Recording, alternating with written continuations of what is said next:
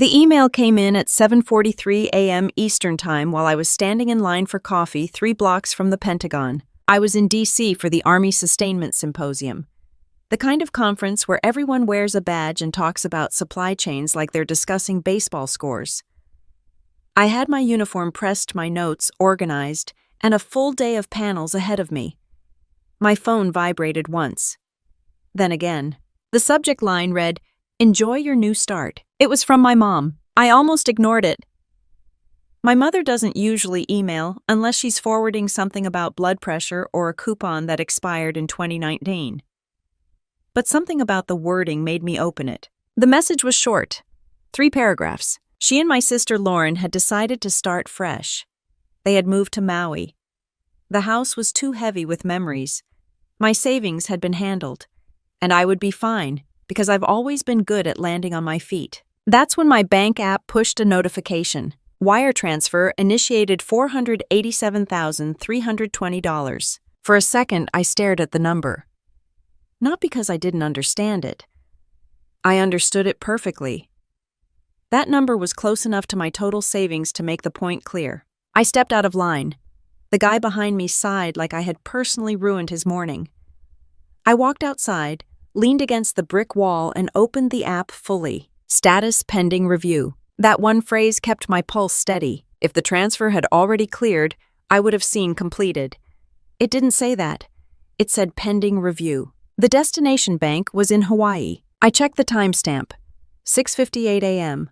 Mountain Time. They'd done it less than an hour ago. My sister had drained my account and boarded a plane. That's the part most people focus on. The betrayal. The money. The Hawaii part. People love the Hawaii detail. It makes it sound like a movie. But at 7:45 a.m., I wasn't thinking about palm trees. I was thinking about wire limits. 8 months earlier, I had lowered my online transfer limit. I opened the transaction details. Only $63,000 had actually left the account. The rest was sitting in review flagged because it exceeded my adjusted daily threshold and triggered a fraud alert I had placed months before. I didn't feel rage. I didn't feel panic. I felt confirmation. I called the bank's fraud line while walking back toward the hotel. A woman with a calm voice asked for verification details. I gave them. She confirmed the transfer was under manual review due to out-of-pattern activity. "Did you authorize this transaction?" she asked. No. She placed an immediate freeze on the account. She told me the receiving bank would be notified. She said someone from the fraud investigations team would contact me within 2 hours. I thanked her and ended the call. Then my phone rang again. Lauren. I let it go to voicemail. 30 seconds later, my mom called. I answered that one. Her voice wasn't calm. It wasn't steady. It was tight. "Why isn't the card working?" she asked. "What card?" I said. "The card. For the rental." There it was. Maui wasn't a dream. It was a short-term rental. I walked back into the hotel lobby and sat down. People in suits moved around me. Someone was arguing about panel seating. Life was continuing at full volume. "What rental?" I asked. "The condo," she said. Lauren said everything went through. I opened my laptop and logged into the full banking portal. The wire had triggered a multi-layer review. My adjusted online limit blocked the majority of it. The fraud alert required voice confirmation before completion. They hadn't gotten that confirmation. I didn't authorize anything I said. There was silence on the other end. Then Lauren's voice cut in. She must have taken the phone. "Why is the transfer frozen?" she demanded. "Because I didn't approve it." "You always approve big transfers," she said. "You move money around all the time." That part almost made me laugh. Yes, I move money. Between brokerage accounts, between institutions, with documentation, with two-factor authentication, with intention. "You don't have authorization," I said. "It's family money," she snapped. No, it wasn't. I ended the call before the conversation turned into something I would regret. Then I opened my security camera app. The moving truck had arrived at 8:52 a.m. Mountain Time. The footage showed Lauren standing in the driveway with her hands on her hips directing 2 movers. My mother carried out framed photos. The dining table I bought in 2020 disappeared into the truck. Electronics first. Boxes next. The safe in my bedroom was opened. They knew where it was. They took the emergency cash. $800. That part almost felt symbolic. The camera audio picked up Lauren saying, "Take anything that's worth something." I paused the video and leaned back in the chair. I wasn't surprised. That's the part that sounds strange when I say it out loud. But surprise requires uncertainty. I didn't have uncertainty anymore. For 8 months, I had been watching small things. Mail slightly misaligned after being resealed. Questions about daily wire limits. Lauren asking how long transfers take to settle. My mother hovering behind me when I paid the mortgage. One night in March, I found Lauren at my desk with a printed bank statement she had pulled from the recycle bin. She claimed she was just using the paper for scratch notes. Most people don't use $500,000 balance summaries as scrap paper. I didn't confront them then. I documented. Because here's the reality, I'm an Army officer with a security clearance. Financial instability isn't just personal, it's professional. If something looked like fraud tied to my name, it wouldn't just cost me money. It could cost me my career. So I prepared quietly. At 8:12 a.m., my phone buzzed again. Fraud case opened. I closed the banking portal and checked the time. My first panel started in 20 minutes. I stood up, adjusted my jacket, and walked toward the conference hall. Lauren thought she had drained my account. She hadn't. And the most important part wasn't the money that got frozen. It was the documentation. I kept my face neutral as I took my seat in the conference hall and opened my notebook like nothing in my personal life had just detonated. A colonel was explaining distribution timelines for forward units. Slides clicked. People typed. I wrote down exactly 3 words. Check access history. My father died 2 years before that morning in D.C. A stroke. Quick. No long hospital goodbye. Just a phone call and a flight home. My mom had been married to him for 38 years. When he was gone, she said the house felt too quiet. She didn't want to stay there alone. I had just made captain. I had stable orders at Fort Carson. I had a house I bought in 2019 after my second deployment. It wasn't huge. 3 bedrooms, manageable mortgage, clean neighborhood. It made sense to let her move in. It also made sense to let my sister stay for a few months. Lauren was 5 years older than me. She had bounced between jobs and cities for most of her adult life. She called it being flexible. My mom called it finding herself. I called it expensive. At the time, Lauren had just shut down a small online boutique that never really made money. She was behind on credit cards. She said she needed time to reset. A few months turned into a year, then 2, then 4. I covered the mortgage, utilities, property taxes, groceries, home insurance. I didn't resent it at first. I was making good money for an officer with my time in service. I had deployment savings. I had invested steadily since I was a second lieutenant. My savings didn't come from one lucky stock. It came from 12 years of not buying things I didn't need. My mom was added to a household expense account with limited access. It had a separate debit card. It was strictly for groceries and utilities. The main savings account was separate. Different bank, different login, different structure. Lauren didn't have official access to anything, but access isn't always formal. She lived in my house. She saw my mail. She saw when I logged in. She heard me mention account names in passing conversations. She had proximity. The first red flag wasn't dramatic. It was a piece of mail. I found a bank envelope on the kitchen counter that I was sure I hadn't opened yet. The flap was slightly bent. Not torn, just imperfect. I didn't say anything. A week later, another envelope looked resealed. Same pattern. Slight misalignment. Humidity doesn't reseal glue. Then came the questions. Lauren asked how long large transfers take to process. She framed it as curiosity. She said she was trying to understand financial systems better. She asked whether daily wire limits were per account or per person. She asked if military allotments worked like automatic bank drafts. The questions were specific, too specific. One night in March, I came home from PT and found her sitting at my desk in the spare room I used as an office. She had a printed bank statement in front of her. It was one I had thrown into the recycle bin. She flipped it over when I walked in. Just using the paper, she said. The statement showed a balance of $512,438 at the time. That's when I stopped assuming coincidence. My mom's behavior shifted too. She started standing near me when I paid bills online. Not close enough to be obvious. Close enough to glance at the screen. Her eyes didn't land directly on the numbers. They hovered near them. I tried something small. I logged into a different account one evening and said out loud that I was moving money around. I wasn't. I just wanted to see if the topic resurfaced. The next day, Lauren asked, "How do you decide which account to use for big moves?" It wasn't paranoia if the pattern was consistent. Still, I didn't confront them. I didn't sit everyone down for a dramatic family meeting. I didn't threaten to kick anyone out. I watched. There's a difference between suspicion and confirmation. I needed confirmation. I also needed to protect my career. Financial issues are a clearance risk. Not because losing money automatically makes you unfit, but because instability makes people vulnerable. And vulnerability invites scrutiny. If something irregular happened with my accounts, and I hadn't documented prior concerns, it could look like negligence. Or worse. I checked my online banking security logs. There were a few login attempts that didn't match my device history. Nothing that resulted in access. Just attempts. Different browser.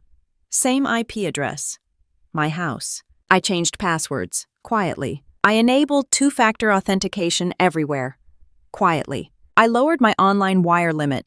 Quietly. I called the bank and placed a precautionary fraud alert framed as routine security tightening. Quietly. At dinner one evening, Lauren mentioned Hawaii out of nowhere. She said she'd always wanted to live somewhere warm.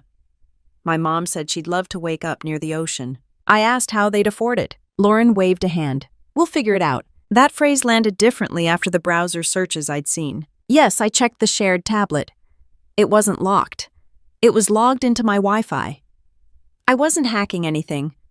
I was reviewing activity on a device in my house. Search history included how to wire large amounts online. Can you transfer money without authorization?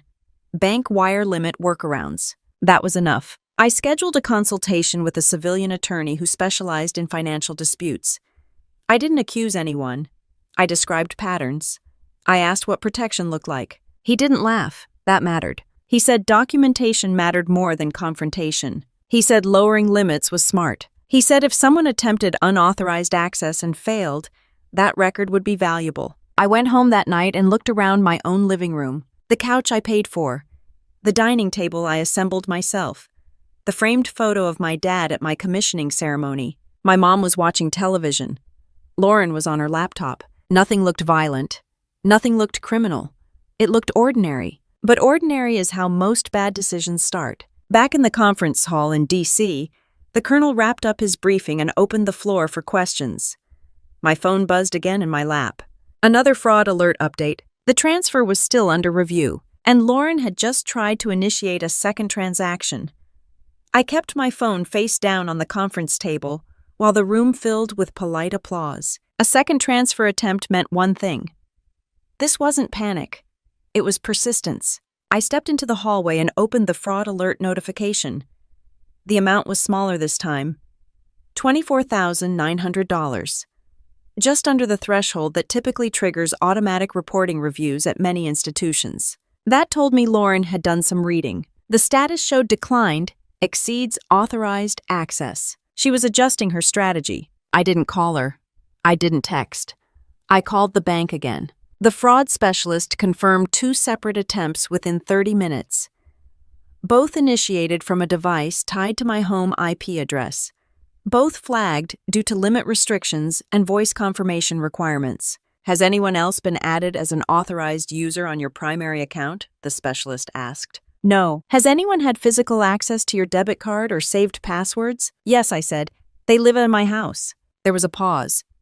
Not judgment, just documentation. She placed an extended freeze on outbound wires and restricted online transfer capability until I could verify identity in person upon return. She also noted attempted access in the file. That mattered more than the money. I went back into the conference room and sat through the rest of the session like nothing was wrong. Years in the Army train you to compartmentalize. You can address one crisis without announcing it to the world. But my brain wasn't on logistics anymore. It was running a timeline. Mail tampering. Specific questions. Login attempts. Wire limit searches. Now multiple transfer attempts. This wasn't a misunderstanding. It was planning. During lunch, I stepped outside and called my attorney. I explained the second attempt. He didn't sound surprised. Good, he said. Good, I repeated. Good that it failed. Good that it's documented. Every failed attempt builds intent. He asked whether anyone had power of attorney over my finances. The answer was no. I've never handed over financial control to anyone. That was non-negotiable. He asked whether my mother's debit card was linked in any way to the primary savings account. It wasn't. The household expense account was separate by design. Then he asked something else. Have you updated beneficiary information recently? I hadn't thought about that. Beneficiary access doesn't allow someone to transfer funds while you're alive. But knowing who's listed can shape someone's assumptions about future access. I logged into my portal and confirmed everything was unchanged. That afternoon, my phone lit up again. Lauren. Then my mom. Then Lauren again. I answered the third call. What did you change? Lauren demanded. I secured my accounts. You moved the money, she said. I didn't respond immediately. Silence makes people talk more. You've been hiding funds, she added. That's why it won't go through. Hiding funds. The phrasing was interesting. It implied she expected the full balance to be available in that one account. It's my account, I said. There's nothing to hide. She exhaled sharply. We already signed the lease. That was new information. How long is the lease? A year. Maui rental rates aren't small. A year commitment meant she was confident the transfer would clear. You shouldn't sign contracts assuming access to money that isn't yours, I said. It's family money, she repeated. No, it wasn't. It was deployment savings housing allowances, re-enlistment bonuses, and disciplined investing. Lauren hung up. I texted my neighbor Greta back in Colorado and asked a simple question. Did you see a moving truck at my place today? She replied within minutes. Yes. Large white truck. She thought I was remodeling. She had a short video clip from her Ring camera of Lauren directing movers in the driveway. I asked her to save it. Evidence doesn't always come from dramatic sources. Sometimes it comes from the neighbor who waters her plants at 8 a.m. By mid-afternoon, my fraud case was officially escalated to internal investigations. The bank confirmed the receiving institution in Hawaii had been notified of the pending review and partial freeze. The $63,000 that initially left my account was now flagged on the receiving end. It wasn't gone yet. I scheduled an appointment at my bank branch in Colorado for the morning after I landed. In-person verification adds weight to fraud claims. Remote calls are helpful. Physical presence is stronger. Before the final panel of the day, I stepped into a quiet corner and opened my security camera feed again. The house looked stripped. The dining table was gone. The television was gone. The cedar chest my father brought back from New Mexico years ago was gone. Lauren's bedroom door was open. Empty. I zoomed into the safe location. The door hung slightly ajar. They hadn't even bothered to close it properly. That detail annoyed me more than the money. Carelessness after calculated planning. It didn't match. I checked the timestamp again. The moving truck had left at 10:12 a.m. Mountain Time. The second wire attempt was at 10:16 a.m. She was still inside the house when she tried again. The timing told me she believed proximity increased her chances of success. It didn't. At 4:30 p.m., my commander texted a group message reminding everyone about uniform standards for the formal dinner event that night. Normal life. Normal expectations. I texted back a thumbs up. Then I opened my banking portal one more time. The transfer status had changed. Under extended review. That meant more eyes were on it now. Human eyes. Not just algorithms. Lauren called again as I stood in front of the hotel mirror, adjusting my dress uniform for the evening event. This time her voice was different. Not angry. Tight. They're asking questions at the rental office, she said. About payment verification. That makes sense, I said. You need to fix this. I straightened my collar and looked at my reflection. No, I said, I don't. Silence filled the line. Then she asked the one question that confirmed everything. Whose account was that? I ended the call without answering. I lowered my phone and walked into the formal dinner like nothing in my personal life had shifted. The ballroom was loud, full of officers and contractors making small talk over plated chicken. Someone laughed too hard at something about procurement timelines. I nodded at the right moments. I shook hands. I kept my voice steady. Inside my mind was replaying one sentence. Whose account was that? Not why is the bank freezing it? Not can we fix this? But whose account? Lauren believed there were multiple accounts. She believed there was money somewhere she hadn't reached. That meant the preparation I started 8 months earlier hadn't just been smart. It had been necessary. 8 months ago after that night, I caught her with my bank statement. I didn't confront her. I didn't threaten eviction. I didn't start a fight. I started restructuring. The first thing I did was move the bulk of my savings, about $420,000, into a separate brokerage institution under an account structure that required in-person verification for large withdrawals. Not because I expected immediate theft, because redundancy matters. The second thing I did was lower my daily wire transfer limit online. Most people never touch that setting. It sits there quietly at a number that seems generous. I cut mine down dramatically. Then I enabled voice confirmation for outbound transfers above a set threshold. I also placed a fraud alert on the primary account framed as a standard security upgrade. None of that required drama. It required 10 minutes on the phone and basic awareness. After that, I inventoried the house. I photographed electronics, recorded serial numbers, updated my homeowner's insurance rider to reflect current value. I didn't tell anyone. I also removed my mom's debit card from automatic overdraft backup. The household expense account remained active, but it was capped and isolated. It couldn't cascade into savings. Every change I made was small on its own. Together, they created friction. Lauren never noticed the friction building. She only noticed when it stopped her. Back in D.C., I stepped outside the hotel after dinner and called my attorney again. I told him about the second attempt and her question about the account. He was quiet for a moment. That question tells me she believed she was accessing your entire liquid position, he said. She wasn't. Good. He explained something I already understood, but needed to hear out loud. Intent matters. Repeated attempts matter. Communication acknowledging expectation of access matters. The email from my mother. Enjoy your new start was already saved in multiple places. I forwarded it to him.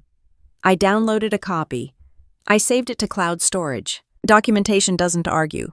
It sits quietly and waits. The next morning before my flight home, the bank's fraud investigations unit called. They confirmed the receiving institution in Hawaii had placed a temporary hold on the $63,000 that initially cleared. It had not been fully released due to the originating bank's fraud escalation. Is there any possibility this was authorized by a joint account holder? The investigator asked. No joint holders, I said. No power of attorney. No written authorization. Understood. They told me the review process could take several days. Possibly longer if law enforcement became involved. I didn't rush that part. On the flight back to Colorado, I didn't sleep. I reviewed my notes instead. Dates, times, screenshots, login attempt logs. There were 3 unsuccessful login attempts from my home IP address 2 weeks earlier. All from a browser I don't use. That wasn't coincidence. When we landed in Denver, my phone reconnected to the network and buzzed repeatedly. Missed calls, voicemails, texts. Lauren's last message read, "Call me.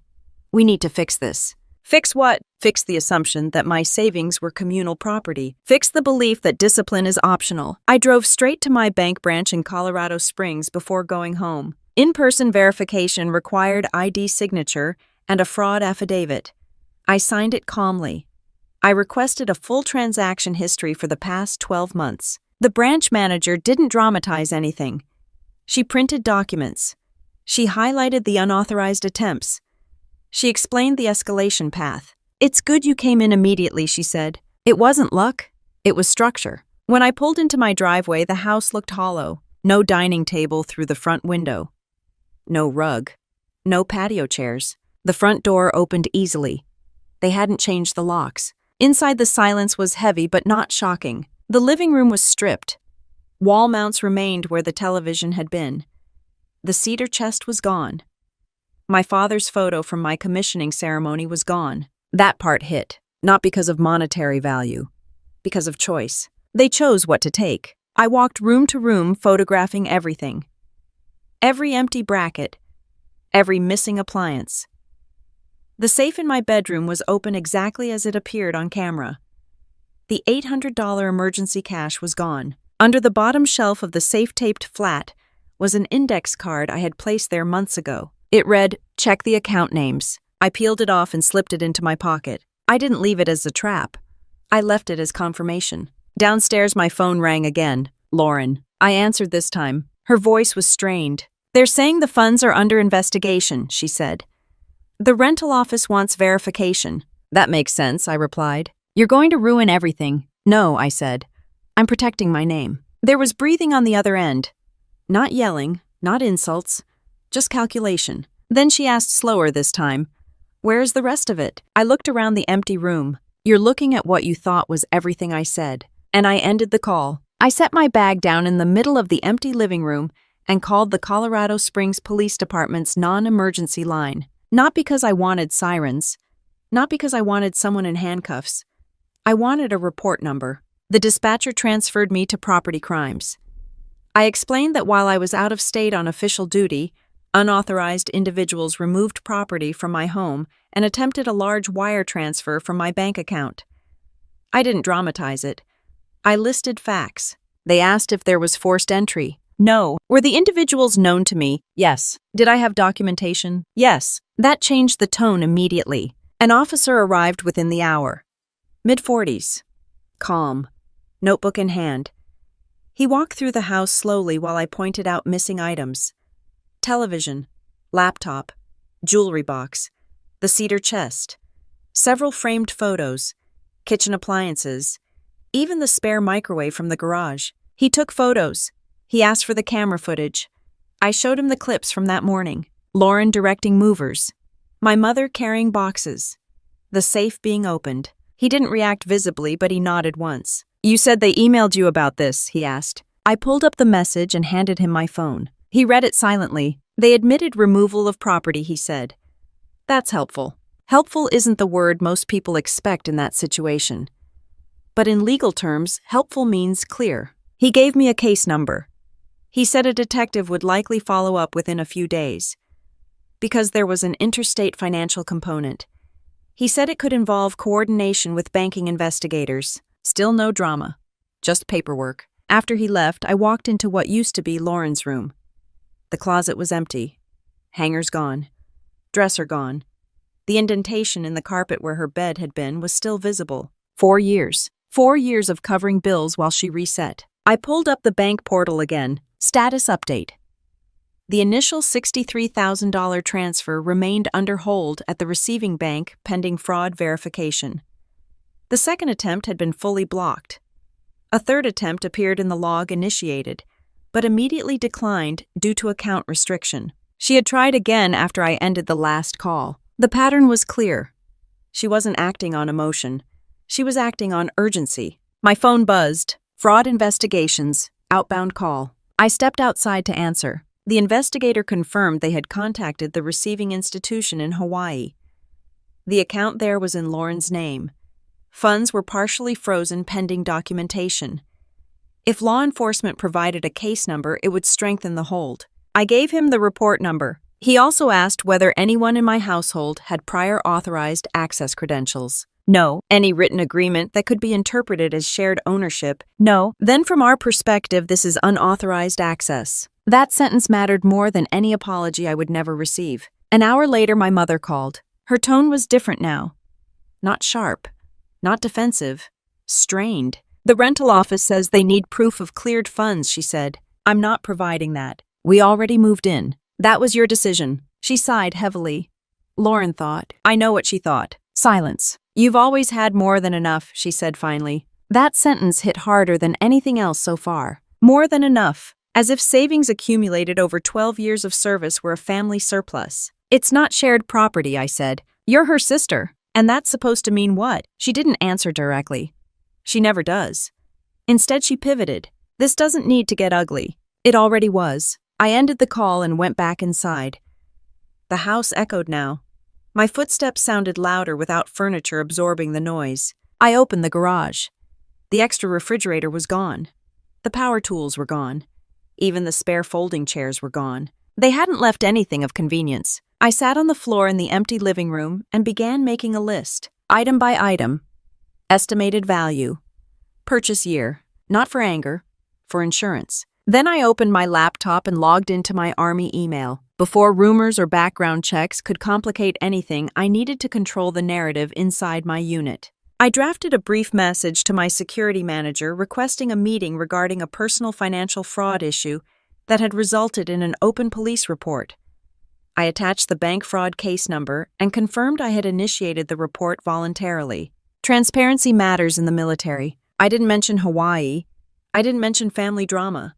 I mentioned unauthorized financial access and protective steps taken. Send. Within 15 minutes, I received a response acknowledging receipt and asking me to bring documentation the next morning. Good. Back to the bank portal. The status on the $63,000 had shifted again. Temporarily credited.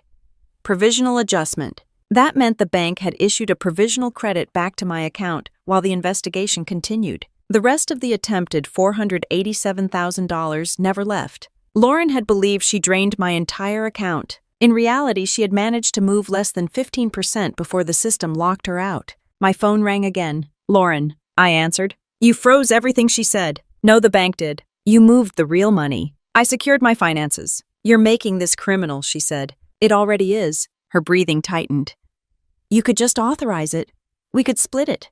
No one needs to know. That was the first explicit admission. Split it. You don't get to negotiate with money that isn't yours, I said. You're overreacting. I stood up and walked into the kitchen. The cabinets were open and half empty. They'd even taken the coffee maker. No, I said. I'm reacting appropriately. There was a long pause. Then she said quieter this time. The rental office says if the funds don't clear, they'll cancel the lease. That's between you and them. You'd let that happen. I looked at the empty counter where my coffee maker used to sit. Yes, I said. I slept on the floor that night with my back against the wall where my couch used to be. Not because I had to, because I wanted to hear everything. The house felt different without furniture. Sound carried. Every shift in the air felt amplified. Around midnight, my phone buzzed again. Lauren. I didn't answer. She left a voicemail this time. Her voice was sharp at first, then shaky.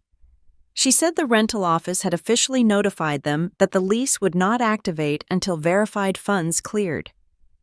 She said the property manager mentioned fraud flags. She said I was humiliating them. Humiliating them? I stared at the ceiling and let the words sit there. The next morning, I drove straight to Fort Carson before stopping anywhere else. I had an 0830 meeting with the security manager. Uniform pressed. Documentation folder in hand. He didn't look surprised when I laid everything out. Fraud alert timeline. Unauthorized wire attempts. Police report number. Bank correspondence. He reviewed it carefully. You initiated reporting immediately, he asked. Yes. You notified the bank before funds cleared. Yes. You voluntarily disclosed to us. Yes. He nodded once. This doesn't read as financial irresponsibility. It reads as someone attempting unauthorized access. That distinction mattered. He explained the standard process a note would be entered in my file, indicating a reported fraud incident with documentation attached. As long as I remained cooperative and no adverse findings emerged against me, there would be no clearance impact. He closed the folder. You handled this correctly. It wasn't praise, it was acknowledgement. Outside the building, my phone buzzed again. Unknown Hawaii number, I answered. This is Michael from Island Crest Rentals, the man said. We have a lease agreement tied to funds currently under investigation. Are you Captain Natalie Brooks? Yes. We were informed the transfer may have been unauthorized. That's correct. Do you authorize any portion of that transaction for release? No. There was a brief silence. Understood, he said. We will proceed accordingly. Proceed accordingly meant the lease would collapse if alternate funds weren't provided. I ended the call and walked toward my car. Lauren called less than 5 minutes later. What did you tell them? She demanded. The truth. You're ruining everything. You signed a lease assuming you could take $500,000 without permission. It wasn't taking. It was family. No, I said. It wasn't. She shifted tactics. We can pay you back, she said quickly. Just let this clear. We'll send it back once we're stable. That argument works on people who believe promises without structure. You don't get unsecured loans from me, I said. You're being cold. I almost laughed at that. Cold is moving someone's money across state lines without asking. She went quiet for a second. Then she asked something new. Did you plan this? That was interesting. Plan what? To trap us. I leaned against my car and let out a slow breath. I didn't set a trap. I lowered limits. I enabled alerts. I required confirmation. Basic financial hygiene. If you attempt something you're not authorized to do, I said, the system responds. You knew we were leaving. I knew you were asking questions. She hung up. By early afternoon, I received confirmation from my bank that the provisional credit had been formally posted. The $63,000 was back in my account pending final resolution. The remaining attempted transfer never moved. The fraud case was now formally escalated to an internal investigative team coordinating with the receiving bank. The detective from Property Crimes called later that day. He asked for a copy of the email and the video footage. I sent both. He confirmed that because the financial component crossed state lines, coordination with federal banking regulations would apply, but the primary theft case would remain local unless prosecutors chose otherwise. He didn't promise charges. He didn't threaten arrest. He said documentation was strong. Strong is better than loud. That evening I walked through the house again with a legal pad. I updated the inventory list. I photographed empty shelves in the garage. I measured the space where my father's cedar chest used to sit. I opened the closet in my bedroom and noticed something new. A small folder was missing. Inside that folder had been copies of older bank statements and insurance documents. Nothing recent.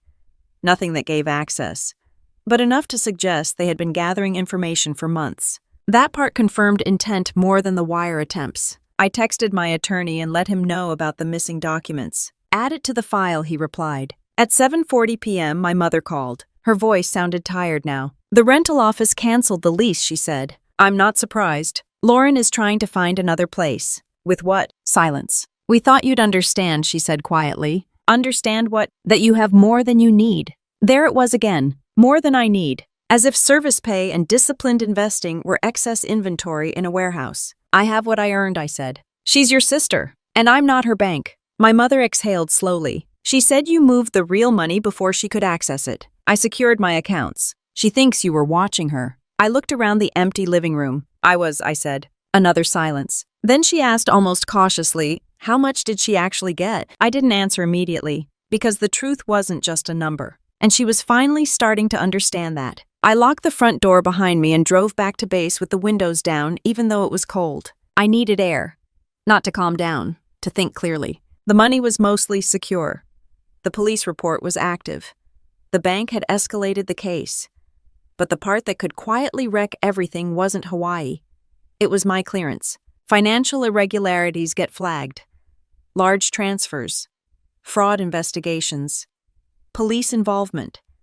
Even if you're the victim, the system doesn't assume that automatically. It checks. By 9:00 the next morning, I was back in my security manager's office with updated documentation. He had already reviewed the initial report I filed the day before. Now I handed him the bank's provisional credit notice confirmation of the freeze and the detective's contact information. He flipped through each page methodically. Any outstanding debt, he asked. No. Any joint financial entanglements? No. Any undisclosed accounts? No. Have you lost control of your primary funds? No. That last one mattered. Losing money doesn't cost you a clearance. Losing control does. He leaned back slightly. From what I see, you identified suspicious behavior, implemented safeguards, and reported the incident immediately. That works in your favor. Will this trigger a review, I asked. It will be annotated, he said. That's standard. But annotation isn't punishment. It's transparency. Transparency is a currency in the military. Hide something, and you're in trouble. Document it, and you're fine. As I stood to leave, he added one more thing. Keep all communication in writing where possible. Avoid verbal escalation. That advice wasn't just professional. It was practical. Back at my office, I checked my phone. 3 missed calls from Lauren. 1 voicemail. I played it. Her voice was steadier now, controlled. We're working with a different rental company, she said. We just need a few days. If you could release part of it, just enough for deposit, we can handle the rest. Release part of it. As if this were a negotiation over a used car. I didn't call back. Instead, I emailed my attorney and attached the voicemail file. Attempt to solicit partial release after fraud flag, I wrote in the subject line. He replied within the hour. Do not engage in conditional release discussions. Maintain position. Maintain position. It sounded like something from a field manual. Around noon, the detective called again. He had reviewed the camera footage in full. The video shows them directing removal of property, he said. Combined with the email and the attempted transfer that supports unauthorized taking. Are charges likely, I asked. Too early to say, he replied. We'll forward findings to the district attorney's office once documentation is complete. Measured. Not dramatic. He asked whether I had any written communication where Lauren acknowledged the money wasn't hers. I forwarded screenshots of texts where she referred to splitting it and asked why I had moved the real money. Intent doesn't always shout.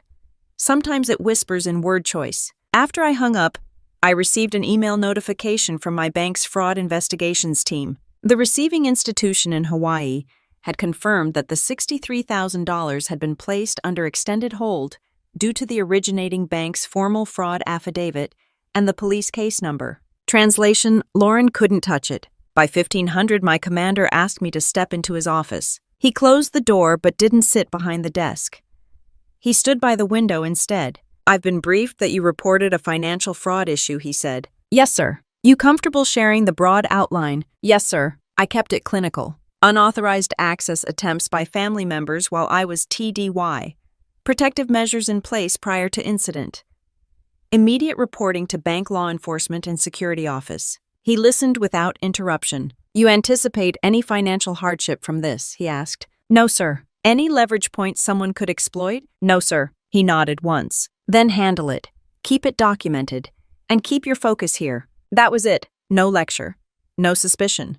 Just expectation. Outside his office, my phone buzzed again. This time it was my mother. I answered. Her voice sounded smaller than it had before. Lauren says you're turning this into a criminal case, she said. I filed a police report because property was removed and money was accessed without authorization. She didn't mean to steal. She meant to transfer nearly $500,000. She thought you'd agree. She didn't ask. There was a long pause. She says the bank is calling it wire fraud, my mother added quietly. That's what it is. The word landed differently when I said it out loud. Fraud isn't a dramatic word. It's a technical one. It describes behavior without emotion attached. She's scared, my mother said. I leaned back in my chair. She should be. Another silence. Then she asked the question she had been circling around. Are you going to press charges? I didn't answer immediately, because the truth was, I hadn't made that decision yet. The system was already moving. My choice wasn't whether to create consequences. It was whether to escalate them. I'm cooperating with the investigation, I said finally. That was accurate. After the call ended, I opened my email again. Promotion board results were scheduled for release within weeks. Timing matters in everything. An unresolved financial investigation tied to your name, even as a victim, can complicate perception. But perception bends toward documentation. My bank portal refreshed automatically. The status on the held funds had updated again. Funds secured. Investigation ongoing. Secured. That word felt solid. Lauren called again before the end of the duty day. I let it ring. A text followed. You're choosing money over family. I stared at the screen for a few seconds before responding. No, I typed. I'm choosing accountability. I put the phone down and returned to the report I had been drafting for work. Deadlines don't pause for family drama. And neither does the Army. I forwarded the final batch of screenshots to the detective before shutting down my computer for the night. By that point, everything existed in 3 places: my email, my attorney's file, and the police case folder. Redundancy isn't paranoia. It's protection. The detective assigned to the case, Lorraine Castillo, called 2 days later. Her voice was direct and unhurried. We've reviewed the footage and communications, she said. I'd like to confirm a few timeline points. I pulled up my notes. Moving truck arrival, 8:52 a.m. First wire attempt, 6:58 a.m. Second attempt, 10:16 a.m. Third attempt, 4:11 p.m. All initiated from your residential IP, she said, and no written authorization exists. Correct. Your mother's email indicates knowledge of the transfer. Yes, that helps establish awareness. Awareness matters. It separates confusion from intent. She also confirmed something else. The receiving bank in Hawaii had flagged the incoming $63,000, not only because of my fraud affidavit, but because Lauren had called them twice asking when the funds would clear. She had identified herself as the recipient. She had asked whether holds could be expedited. Those calls were logged. Desperation creates records. Lorraine asked whether I had given Lauren or my mother any financial authority in writing at any point. I hadn't. No joint accounts, no notarized documents, no shared ownership agreements. She explained the likely path forward. Her department would submit findings to the district attorney's office. Given the documented attempts, the interstate nature of the wire, and the recorded admissions in email and voicemail, the case met thresholds for potential charges. She didn't promise an arrest. She didn't need to. After I hung up, I checked my bank portal again. Final fraud determination, unauthorized transaction confirmed. Funds permanently reversed. The $63,000 was officially restored. The remainder had never left. Lauren had drained nothing. The only thing she managed to move was furniture. Later that afternoon, my attorney called. The bank's determination strengthens everything he said.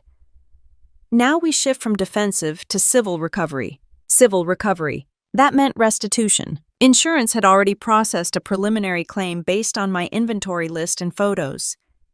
The adjuster walked through the house 2 days earlier, nodding at empty spaces and taking notes. Replacement value coverage doesn't replace memory, but it replaces items. Between the bank's reversal and the insurance payout estimate, I had recovered most of the financial damage. But civil recovery wasn't about money at that point. It was about record. Lauren called again that evening. Her tone had changed completely. No anger. No accusation. Controlled. I spoke to a lawyer, she said. That's smart. They said this could escalate. Yes, you don't have to do this. I didn't initiate anything. You filed a report. Yes, you froze the money. The bank did. She paused. If this goes to court, it affects everyone. It already does. There was a shift in her voice. What if we agree to pay back anything the insurance doesn't cover? You already tried to take it. We thought. I know what you thought. Silence again. She tried a different angle. Mom's really upset. I'm aware. You could drop the complaint. I'm cooperating with law enforcement. That's a yes. It's a statement of fact. She exhaled sharply. You moved the real money before we had a chance. That line again. Chance. I leaned against the kitchen counter, which still had no coffee maker on it. You had no chance, I said. Because it was never yours. She didn't respond immediately. Then she asked quieter this time. Did you really think we'd steal from you? I didn't hesitate. Yes. And that was the part she hadn't anticipated. Not the frozen transfer. Not the bank hold. Not the police report. The expectation. Back at work, I continued preparing for the upcoming promotion board. My officer evaluation report cycle had just closed. Performance metrics were solid. Deployment leadership evaluations were strong. But perception matters in leadership pipelines. An unresolved criminal investigation tied to your name, even as a victim, can introduce noise. So I kept everything transparent. I sent my commander an update summarizing the bank's final determination and the detective's status review. No drama. Just facts. He replied with a short acknowledgement. Continue mission focus. That's the Army's version of emotional support. 3 days later, Lorraine called again. The district attorney's office is reviewing the case, she said.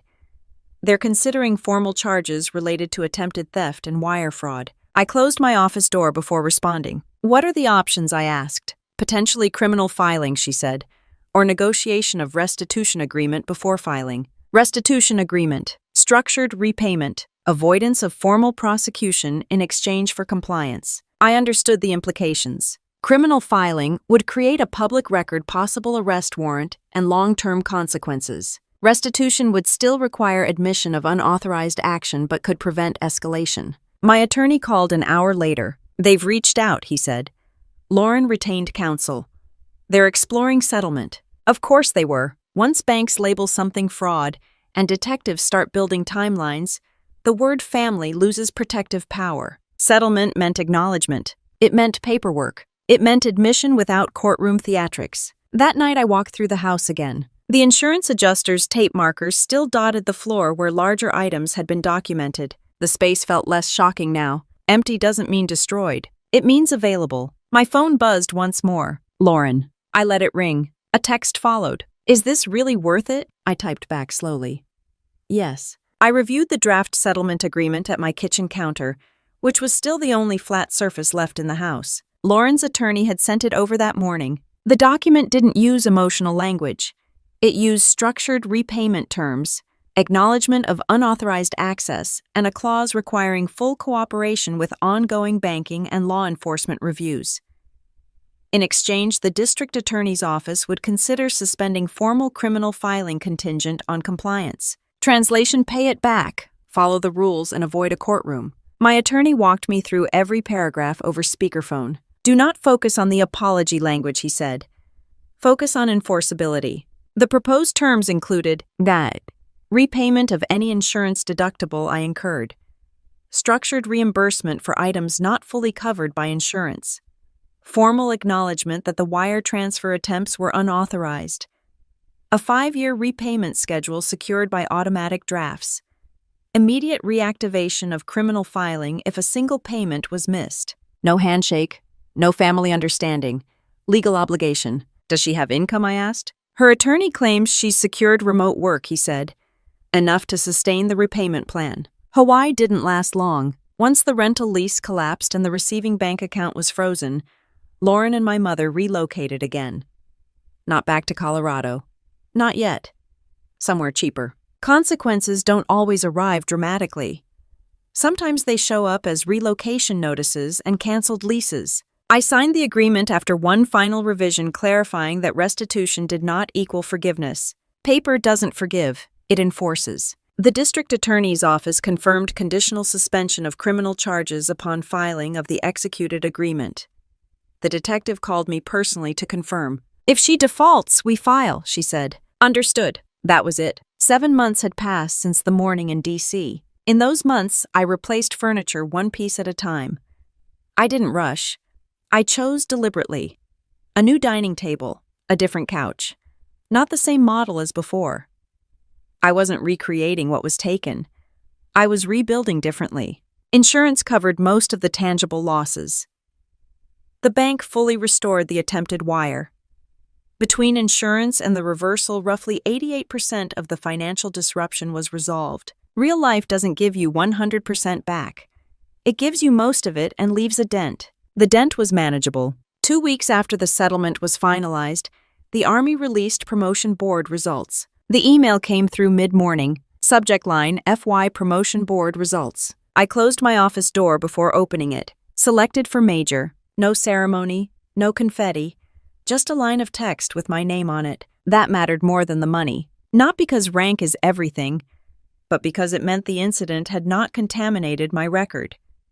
My documentation, transparency, and timing had worked. I stepped outside and called my mom. She answered on the second ring. I was selected, I said. There was a pause. That's good, she replied quietly. No enthusiasm. No celebration. Just acknowledgement. Lauren signed the agreement, she added. She says she'll make the payments. That's between her and the contract, I said. She feels like you chose your career over family. I leaned against the railing outside the building. I chose accountability. She says you could have handled it privately. I did. I handled it through the proper channels. Silence again. You've changed, my mother said. No, I replied. I haven't. After I hung up, I looked down at my phone and noticed something small. No missed calls from Lauren. For the first time in months, there were none. At home that evening, I sat at my new dining table with a laptop open in front of me. The house felt different. Not empty anymore. Just quieter. The first automatic restitution payment posted to my account the following week. It wasn't a large amount. It wasn't symbolic.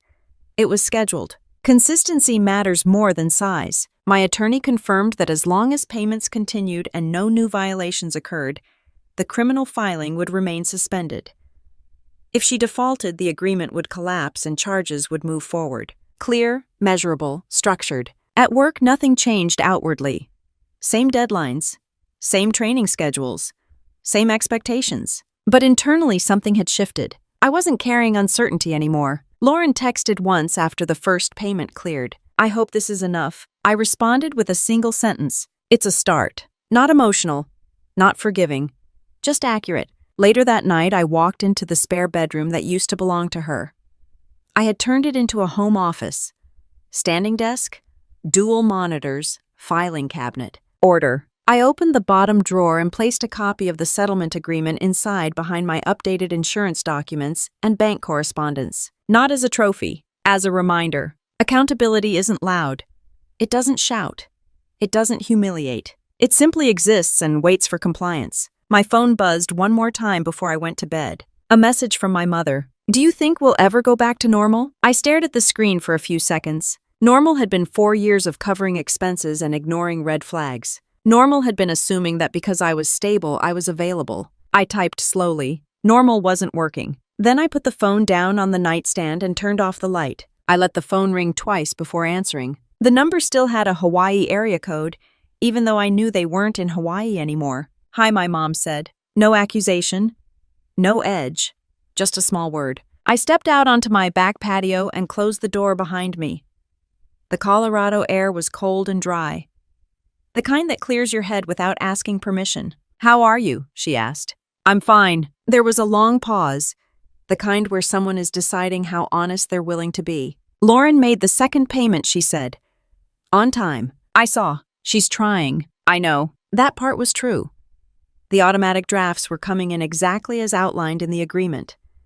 Not large, not dramatic, consistent. "She says she feels like you're punishing her," my mom continued. I leaned against the railing. She attempted to move $500,000 without authorization. She didn't think of it that way. That's the problem. Another silence. "I keep thinking about that morning," my mom said. "The email." "So do I. I shouldn't have written it like that." "No," I agreed. She exhaled slowly. "We thought you had more than enough," she said, again softer this time. I didn't respond immediately. I had heard that phrase enough. "More than enough doesn't mean available," I said. "I see that now." I didn't argue with her. Recognition doesn't need correction. The wind shifted slightly. Somewhere down the block a dog barked. Ordinary sounds. Normal neighborhood life. "Do you think we'll ever get back to how things were?" she asked. I thought about that. How things were meant I paid the mortgage while Lauren rotated through ideas. It meant my savings were considered communal insurance. It meant small boundary crossings that added up over time. "I don't want to go back," I said. She was quiet for a long moment. "What does that mean?" "It means we move forward differently." "How?" "No shared accounts. No financial assumptions. No emergency access without written agreement." "That sounds formal." "It is." Another pause. "Lauren feels like you don't trust her." "I don't." The word landed cleanly. Not loud, not angry, just accurate. "She says you were watching her." "I was." "That hurts. So does wire fraud." I didn't say it to be sharp.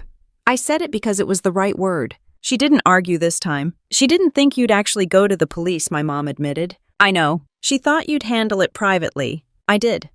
Through the system. Silence again. "You've always been different," she said. "More structured. That's how I built what I have. And that's why she thought you'd be okay." There it was. The underlying logic. Strong equals absorbent. Responsible equals flexible. Disciplined equals forgiving. That assumption is what got us here, I said. The wind picked up again. I could hear papers shifting slightly inside through the patio door. "She misses you," my mom said. "I'm not gone. It feels like you are. I'm not available the way I used to be." Another long pause. "Would you ever visit?" she asked. Maybe. It wasn't a promise. It wasn't a rejection. It was space. "I don't want this to define us," she said quietly. "It already does," I replied. "We just decide what it defines." We stood in silence on opposite ends of the country. She finally spoke again. "She asked me to tell you something." I waited. "She said she didn't think you'd outthink her." I let out a small breath that might have been a laugh. This wasn't about outthinking anyone. It feels like it. It was about protecting myself. "She thinks you set her up." "No," I said. "I set boundaries." There's a difference. If someone attempts to access money that isn't theirs and the bank stops them, that isn't a trap. It's a system working as designed. "She doesn't know how to come back from this," my mom said. "She doesn't need to come back to where we were," I replied. "She needs to stay current on the agreement. That's the only thing that matters now." The restitution payments continued on schedule. Automatic drafts logged and time-stamped. No missed months. No partial deposits. Consistency changes narratives. Over time, the calls became less frequent. Not hostile, not emotional, just shorter. At work, life moved forward. New responsibilities as a major. Larger scope. More oversight. Promotion didn't change who I was. It confirmed it. One evening, months later, I sat at my dining table reviewing budget projections for the next fiscal year. My phone buzzed once. "Lauren." I considered letting it go to voicemail, then answered. Her voice was calm. "I made the payment," she said. "I saw. I'm not asking for anything." "Okay." There was a pause. "I was wrong," she said finally. The words didn't come with explanation. They didn't come with defense. Just a statement. I know, I replied. Silence again. I didn't think you'd enforce it, she added. I did. She exhaled slowly. Yeah. That was the entire conversation. After we hung up, I sat there for a moment looking at the room around me. Different couch, different table, same house. They thought love meant I wouldn't enforce what was mine. They thought being the responsible one meant absorbing loss quietly. They were wrong, and that realization didn't feel loud. It felt steady. I didn't lose my family over money. I lost the version of myself that believed responsibility meant silent sacrifice. What happened wasn't just family drama. It was a line being crossed. And once you see a line clearly, you can't pretend it was never there. My sister drained my $500,000 account because she believed I wouldn't enforce boundaries. She believed being strong meant being flexible. She believed love meant access. It doesn't. This wasn't about revenge in the dramatic sense. It was about accountability. Real family revenge stories aren't about screaming or public humiliation. They're about documentation patience and letting systems work. They're about protecting your career, your name, and the life you built. I didn't destroy my family. I stopped financing it. If this story resonated with you, if you've ever dealt with family betrayal, financial boundaries, or toxic family dynamics, subscribe to the channel. I share real revenge stories and family revenge stories that are grounded, realistic, and rooted in discipline, not drama. There's a difference between being cold and being clear, and clarity changes everything.